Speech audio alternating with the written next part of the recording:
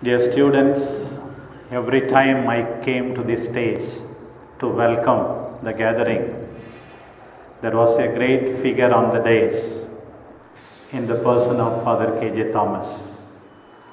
Not only as a community, as a person, I miss him, you all miss him. I recall some of the sentences I said even during the funeral. Once I said, it does not matter who takes the credit as long as the work is achieved. That is the policy of KJ, I said.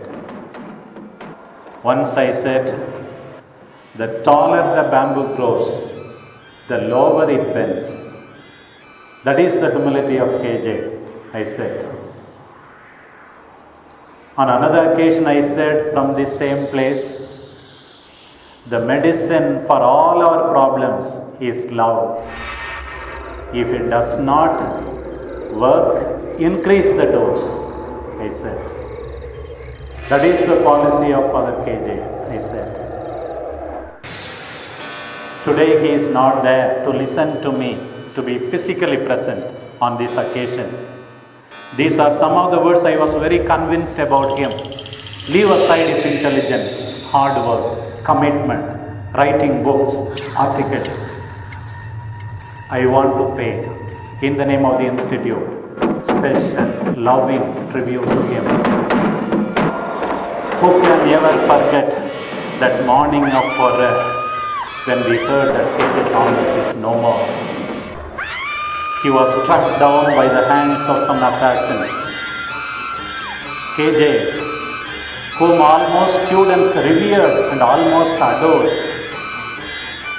someone who glowed with goodness, kindness, love, whereupon never rested for a moment a single characteristic other than such as gave outward proof of a good and loving heart, a conscience void of offense, and charity toward all mankind. Oh heaven, that such a priest should have died at such a time and in such a manner. You will never tire in listening to a rehearsal of all his virtues. How he served the seminary 10 years as the procurator from 1994 to 2004. How he served as president from 2007 to 2009 as an efficient president. How he served as rector from 2009 to 2013 for 4 years as the most loved rector. Great simplicity of mind and manner, with a disposition as genial as a bright May morning, with a temper that could hardly be ruffled by the most untoward circumstances, with a soul absolutely beaming through the eyes, with an affection that captivated everyone.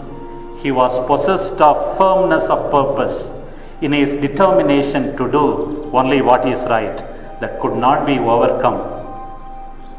What understanding towards the students, the distressed and downcast seminarians ever found a ready listener to the tale of distress and never left him without words of consolation and acts which spoke louder than words.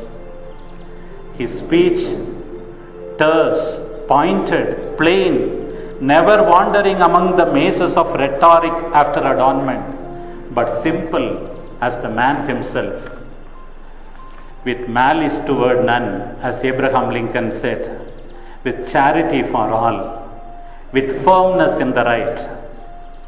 When I spoke about him, it was not simply for formality. You all clapped. It was a tumultuous outpouring of exultation from true and loving hearts at the sight of a man who everyone knew to be honest and true and sincere in every act of his life and every pulsation of his heart. It was the spontaneous outburst of the students of the heartfelt confidence in their own rector. The precious one has gone away from us. A voice we love is still. A place is vacant in our hearts, which no one else can fill. KJ, you left behind our broken hearts and happy memories too. But we never wanted memories, we only wanted you. Our lives, you know, you tell us, are only lent. The grave is but a bed of roses. The blow was hard, shock, severe. We never dreamed your death so near. But only those who love can tell the pain of parting without farewell. God, give us strength to face this blow. What it meant losing you, no one will know. To hear your voice, to see your smile, to sit and talk with you a while, to be together in the same old way, would be our dearest wish today. Although we loved you dearly, we could not make you stay. A golden heart has stopped beating. Hard-working legs and hands are resting. God broke our hearts, maybe to prove us He only takes the best. Like St. Paul, you seem to say, you were ready to be offered. And from the time of your departure is at hand. You have fought the good fight, you have finished the race, you have kept the faith. The crown is waiting for you. KJ, it does not require monument or words to perpetuate the memory. Monumental marble may crumble into dust, but your memory will live in the bosom of seminarians, sisters, priests, and be perpetuated on the living pages of history as long as there are rectors, seminaries, and Catholic Church. God, you called him to give a martyr's glorious crown.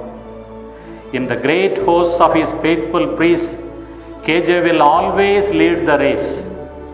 Himself, the noblest work of art, an honest and sincere man, a faithful man. Arise then, O St. Peter's, sisters, brothers, fathers. Lift high the banner of right. Put all your foes to shame. Follow where KJ's footsteps led.